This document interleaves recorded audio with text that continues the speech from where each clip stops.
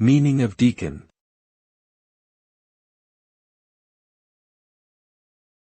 Deacon.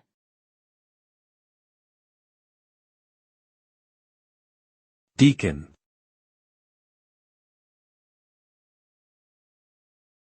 Deacon.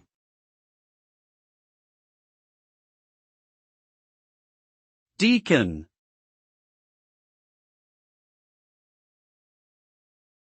A deacon is a member of the Christian clergy who serves as an assistant to a priest or minister. They are responsible for a variety of tasks, including conducting worship services, assisting in church administration, and caring for the sick and needy. Deacons are considered important figures in many Christian denominations and play a vital role in the functioning of the church. They are often seen as embodying the virtues of humility, service, and selflessness, and are highly respected by their congregations.